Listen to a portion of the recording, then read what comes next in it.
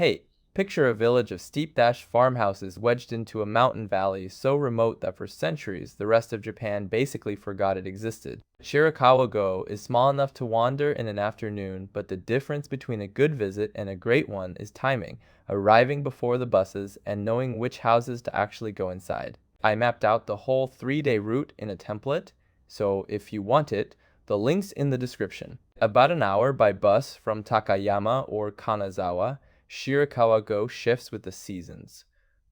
Iconic snow-covered roofs in winter, green mountain valleys the rest of the year. Day 1. Cross a swaying bridge into the village, walk among thatched-roof farmhouses, then step inside the largest house to see how this architecture actually works. The entrance to Ogimachi is a 107-meter suspension footbridge over the Sho River. You cross it whether you plan to or not. It sways underfoot, barely wide enough for 2 people to pass, and halfway across you get your first unobstructed view of the thatched rooftops ahead. Creaking cables, the river churning below, mountain air funneling through the valley. It's a better introduction than any visitor center. Get here early because by 10 a.m. the tour buses arrive and this bridge turns into a slow-moving queue. Ogimachi is Shirakawa-go over 100 gassho-zukuri thatched roof farmhouses in an alpine valley, UNESCO listed since 1995. And the reason you came. Gassho-zukuri means praying hands. The roofs pitch at 60 degrees so heavy snow slides off instead of collapsing the structure. These villages were cut off for centuries, and residents survived on silk cultivation and gunpowder production, a very specific kind of mountain ingenuity. Slip into the side alleys because the crowd clumps along the central path, and the quieter lanes give you a sense of how people actually live here. Wada House is where you go inside and finally understand what you've been looking at, the largest gassho-zukuri farmhouse in Shirakawa-go. The Wada family ran this village during the Edo period, funded by trading silk and gunpowder, cornering elegance and explosives simultaneously. Climb the ladder stairs to the attic and you see the massive timber frame holding up the thatched roof. No nails, just joinery. Shoes off at the entrance, a few hundred-yen cash, and head up before 3 p.m. The attic is the part worth your time. Day 2 starts on the hillside above the village for the panoramic shot, then comes back down to the tallest farmhouse and the village temple. This hillside deck above the village is the shot that probably sold you on the trip. Thatched roofs clustered below, mountains pressing in from all sides.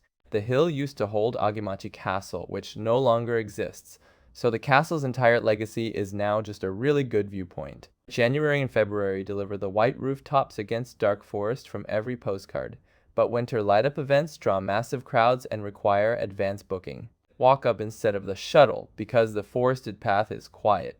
Before 9 a.m. you get soft light and barely anyone on the deck. At 5 stories, Nagase House is the tallest gassho-zukuri farmhouse in the village.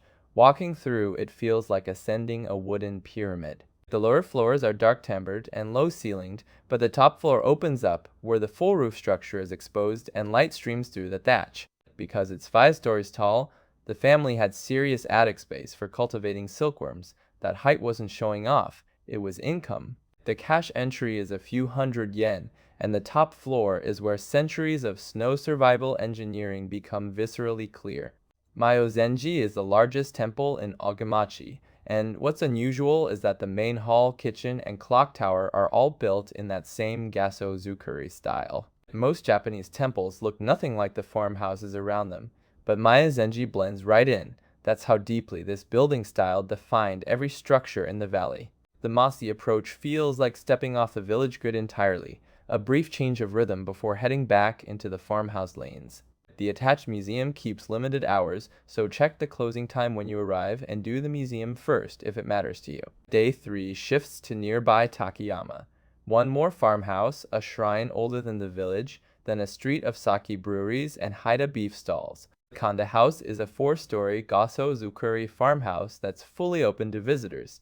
Same architecture as Wada and Nagase, but quieter because fewer people filter through. Every floor is accessible. You trace from the hearth level entry up into the roof frame, the timber getting more dramatic with each level. You don't need every house museum, but Kanda is worth it because it feels less curated, more like someone's actual home than a display. The whole house takes about 20 minutes, and the quiet of those upper floors when the village is still empty is genuinely worth the early start. Hachiman's shrine sits at the edge of the village and has been here for over 1300 years, long before gassho-zukuri or UNESCO was a thing.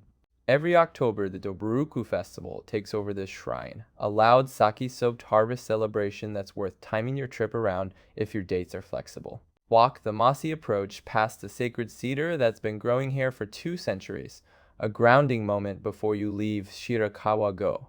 The stone path and old cedar make this a calm final note in the village before the bus ride shifts the energy toward Takayama. Samachi-suji is Takayama's preserved Edo merchant district. Wooden houses, sake breweries, and food stalls packed into narrow streets about an hour from the village. Look for the sujidama hanging outside doorways. Those cedar balls mark sake breweries, and the greener the ball, the newer the batch inside. The smell is grilling beef and cedar sake from brewery doors. A Haida beef skewer in one hand and a tasting cup in the other is the right call. Some shops close by 5, so hit the food in Main Street first if you're arriving late. The side lanes can wait, but the beef skewers cannot. A village that survived on silk and gunpowder, rooftops that refused to collapse, and a town that turned isolation into excellent sake. That's Shirakawa-go. I put the whole Shirakawa-go route into an editable template with a map view. Grab it from the link in the description or pin a comment. Drop a comment about the stop you're most curious about, or tell me what you'd add. I read every single one.